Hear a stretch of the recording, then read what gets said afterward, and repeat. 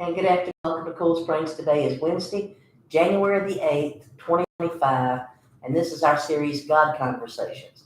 Our God Conversation topic today is about yearbooks, and I brought in, and I'll just hold up the front cover here, the high school annual for the high school that I went to. Our high school colors were green and gold, and this is the annual from my senior year in high school.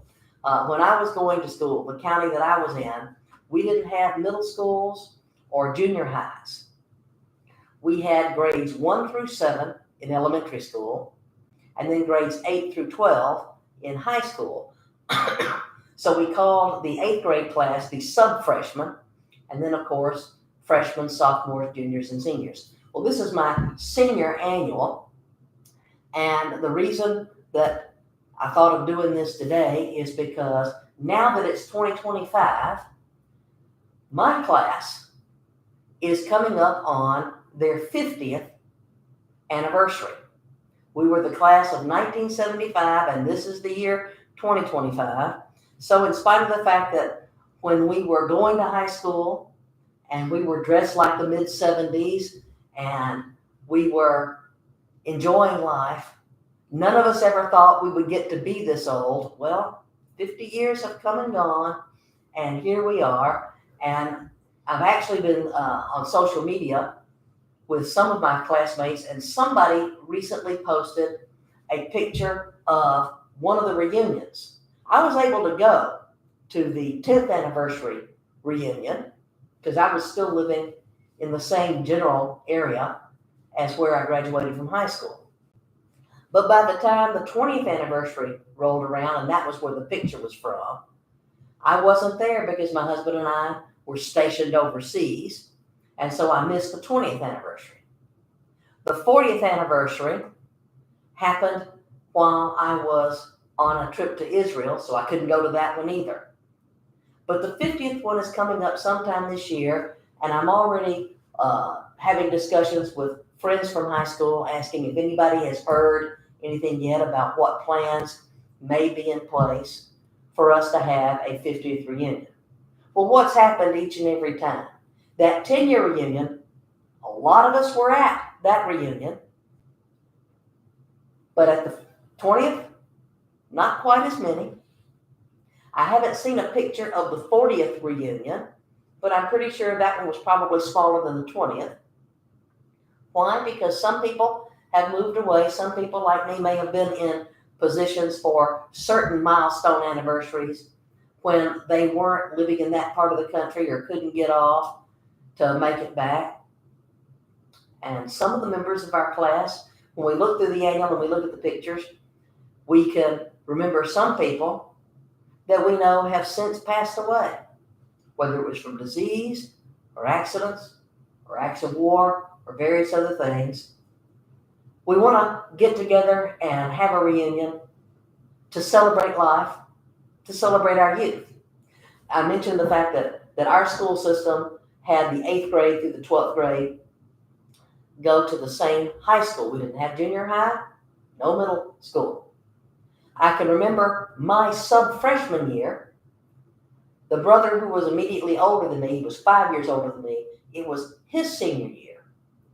And when they put out their annual, they had a quotation in there that they probably got from some song or some movie or some book.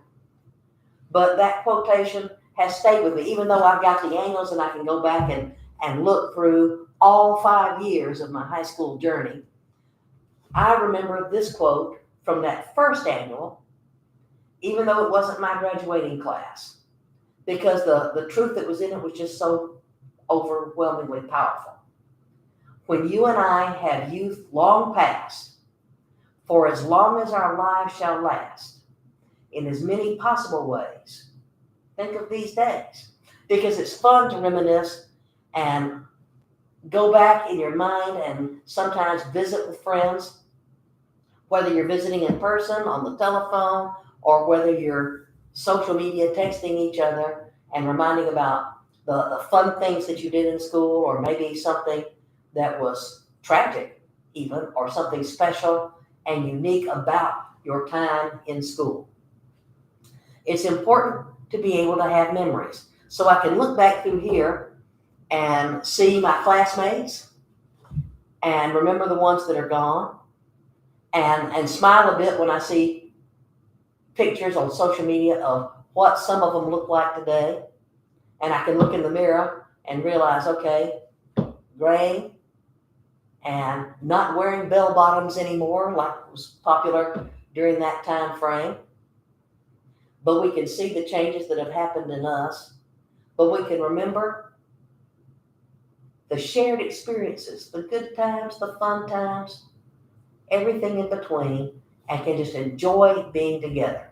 So it's a good time for you to think of ways to talk to your kids and maybe pull out your old angles if you know where they are, or pull out some old family photographs and share with them the pictures and talk about some of the fun things that happen, because what you're really doing is you're imparting a part of your memories, a part of what was important to your life from generation to generation. Looking through angles can be fun. When I pulled this one out and I showed it to my niece who lives with me, she is 18 years younger than me. It turns out that one of the people that I had as a teacher in high school, by the time she was going to high school 18 years later, he was now the principal of the school.